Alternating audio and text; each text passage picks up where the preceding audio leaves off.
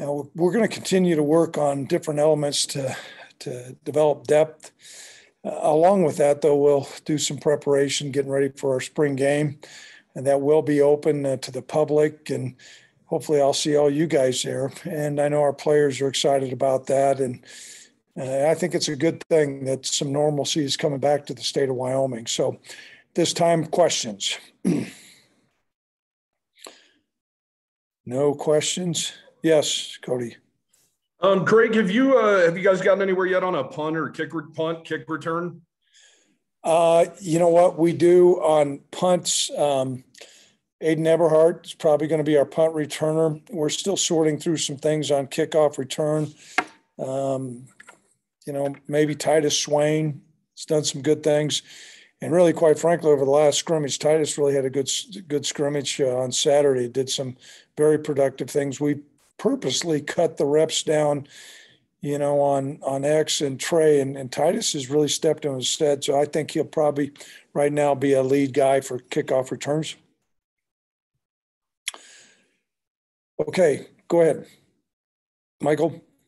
Yeah, what is the format of the scrimmage going to be? Is there going to be I know sometimes there's weird point systems and all that sort of thing. No, we're pretty. You need to understand we're not from California. We're pretty traditional here, and so we're going to play a regular game. And at times we have had a running clock. I think we'll have a normal game. I'll look at the length of quarters that we have, but I think it's really important. We're going to try to play all the players who have participated this spring.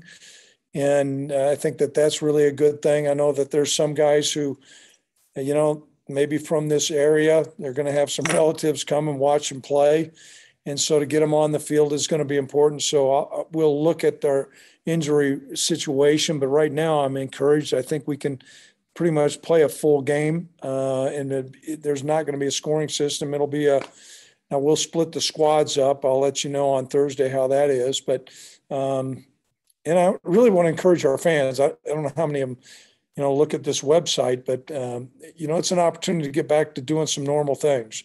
And all the arrows are pointing up. And so it's going to be a game-like atmosphere. From what I understand, I saw the horse. We got the horses even going to be at the game. So I think we got his name's War Paint.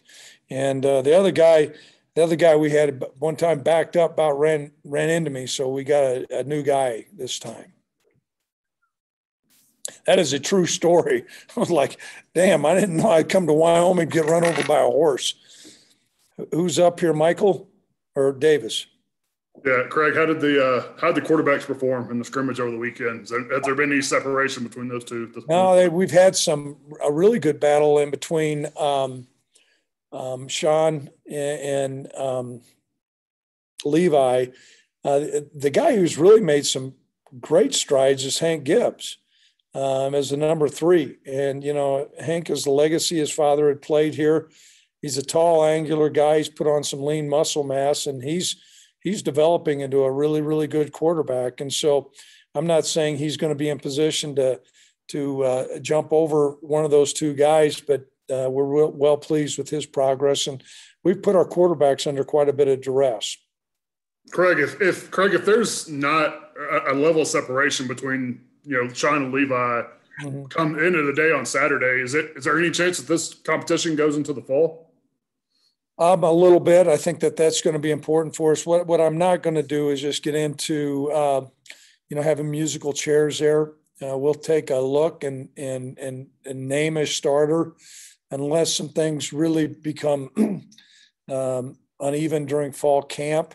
That does not mean that there won't be an evaluation during the fall. So, I don't think you're going to see an either or.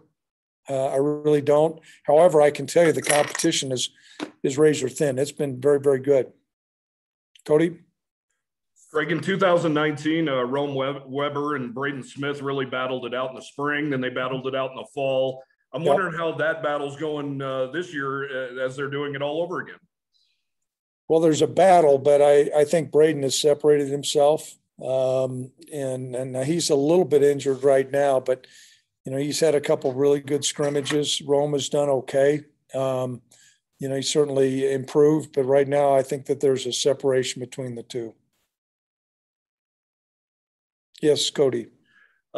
Craig, what can you say about the resilience of Alonso Velasquez and all he's been through? Kind of like Sean Chambers, just some freak things, some weird things, but here he is again. Well, I'm really glad he's here, and he's he's working on the knee. That's it's got some, I don't know. He's getting to be an old man, and his knowledge and what he's doing and his perseverance is certainly important. He adds great value to our offensive line, and we're really glad. I know that Coach Frazier is really happy with him, and I am as well. Michael? Has there been separation between those three tackles in terms of who might get the nod? Yeah, I think right now, we've got a little bit of a separation, I think, between Velasquez and Crum, and Rudy's probably a little bit behind the other two. Doesn't mean Rudy won't play or be prepared to play. Appreciate Rudy's efforts out there, but the other two are playing better than him right now. Cody? We've heard about X and Trey and Titus. I'm curious how DeWine McNeely's looked this spring to you, Coach. Well, DeWine has not been able to do very much. He's got repaired surgery that he's going through, and so it's been really hard to get an evaluation. We haven't been able to, and so we're hopeful that'll come about this fall. Davis? Craig, when you guys brought in Trey Smith, I guess almost 3 years ago now, he talked about using this to maybe get a shot at the NFL. I'm curious, given his age and just the short shelf life that there typically is for running backs, are you surprised at all that he came back for another year? And did you guys have any conversations about his future? Yeah, we certainly did. We had a good conversation, and it's been heartwarming. We vetted Trey quite a bit, and sometimes when guys come in and transfer, it's a good solution. Other times it's not, and so we tried to do a lot of things on the front end. He's been very, very open about his desire to play in the NFL. His father played in the NFL, but it's been encouraging too. He's taken advantage of his time here academically and really done well in school, and so that's encouraging. I'm not going to tell you what he did run for the Pro Scouts, and it was very impressive, his time. And so he's going to be a guy that's going to be on their radar, and hopefully we can package a great year for him, and he can package a great year for us. And he's a team first guy, and I think he's got a lot of ability, and it's been really encouraging. I know he's a little bit older, but I think he's got a long shelf life. Cody?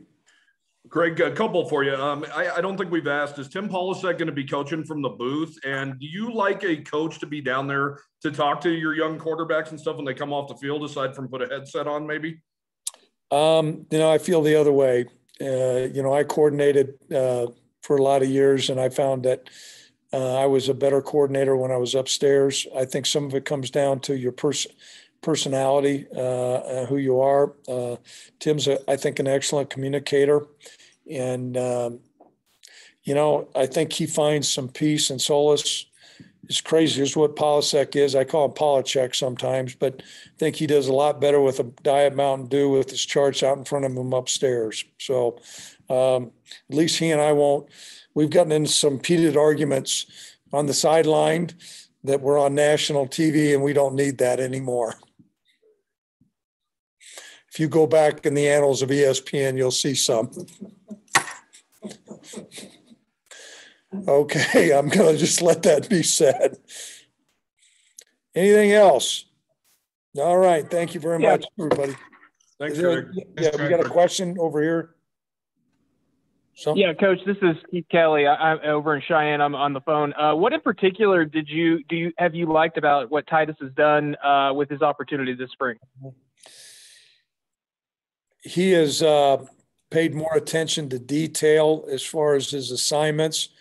He's, I think, gotten stronger in the weight room. He's very athletic. His vision has improved.